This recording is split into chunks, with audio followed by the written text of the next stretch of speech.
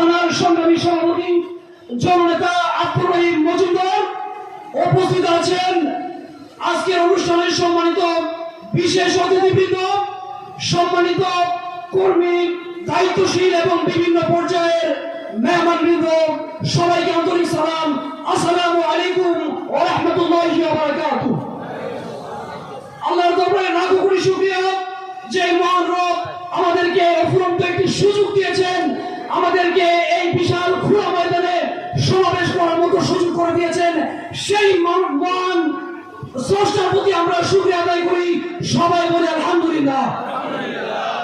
পাশাপাশি ধন্যবাদ জ্ঞাপন করতে চাই সেই সকল সূর্য সন্তানদের, যাদের ত্যাগের বিনিময়ে, যাদের স্যাক্রিফাইসের বিনিময়ে, যাদের রক্তের বিনিময়ে আজকে আমরা কেরানীগঞ্জের মতো একটি জায়গায় সমাবেশ করতে সক্ষম হয়েছি। সেই সব জুলাই যোদ্ধাদের, জুলাই যারা শহীদ হয়েছেন তাদের জন্য তাদের রুহের মাগফিরাত কামনা করছি। আল্লাহুম্মা আমিন।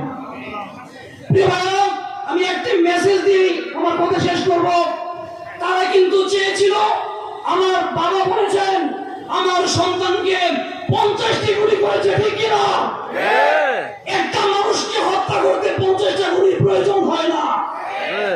তারা চেয়েছিল 50টা গুলি করার উদ্দেশ্য ছিল একটাই, মানুষের মধ্যে ভয় ভীতি সৃষ্টি করার মাধ্যমে ক্ষমতাকে চিরস্থায়ী করার জন্য।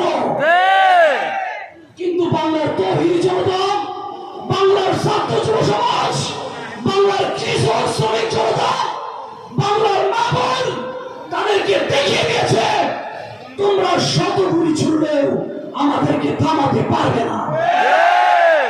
সম্মানিত উপস্থিতি, আমরা যেভাবে জুলাইয়ে দেখিয়ে দিয়েছি বাংলার জমিনে ইতিহাসের সবচেয়ে বড় জালেম, আমরা বলবো এই পৃথিবীর বর্তমান ইতিহাসের সবচেয়ে বড় জালেম আওয়ামী ফ্যাসিবাদকে বাংলাদেশের মানুষ বিতাড়িত করতে সামান্যতম কুণ্ঠাবোধ করেন নাই।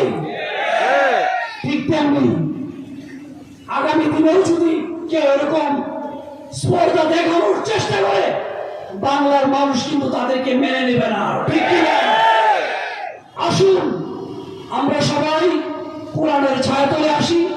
আমাদের ভাই বোন কৃষক শ্রমিক জনতা যেই লক্ষ্যে জীবন দিয়েছেন, বাংলাদেশের 90% বেশি মুসলমান, সবার উদ্দেশ্য ছিল একটাই, বাংলাদেশি